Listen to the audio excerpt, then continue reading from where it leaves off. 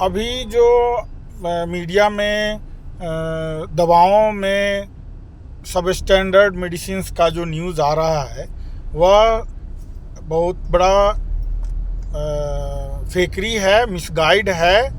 और आप इसको ऐसे समझ सकते हैं कि जब भी लोगों को किसी नए चीज़ को, किसी अलग चीज़ को लोगों के सामने लाना होता है तो जो सिस्टम है, जो सरकार है, वो मीडिया का मिसयूज़ करती है।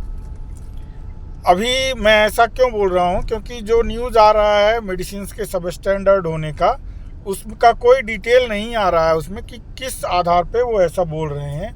वेट कम था या केमिकल्स, कुछ अलग किस्म के केमिकल्स मिले हुए थे, ये सब कुछ भी नहीं है।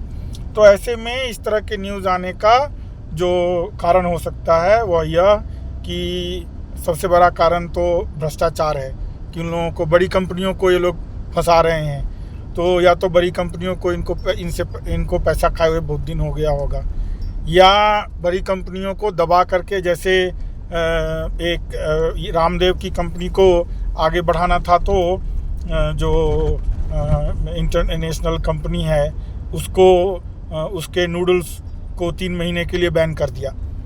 तो इस तरह का होगा।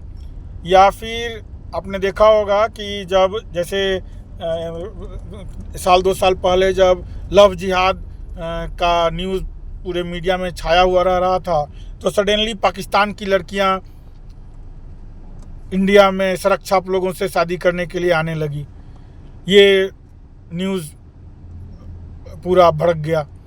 तो इस तरह से जो सिस्टम है, जो एजेंसीज़ है, वो मिसयूज़ करती है लोगों को अपने हिसाब से मैनिपुलेट करने के लिए।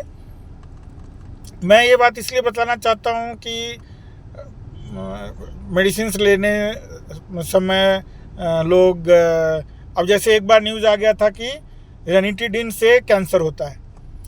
रेनिटीडिन आज भी, खासकर आज से 5 साल पहले तक, जब तक ऐसा, ये नॉन मेडिकल मीडिया में जब मेडिकल न्यूज़ आता है तो उसका नॉन मेडिकल इम्प्लीकेशन होता है, नॉन मेडिकल रीज़न होता है।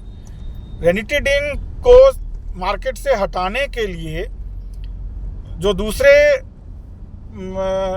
एजेंट्स थे, एंटासिड्स थे, वो लाख कोशिश के बावजूद भी रेनिटीडिन को नहीं रिप्लेस कर पा रहे थे, इसलिए नॉन मेडिकल मीडिया में ये न्यूज़ चिपकाया गया था।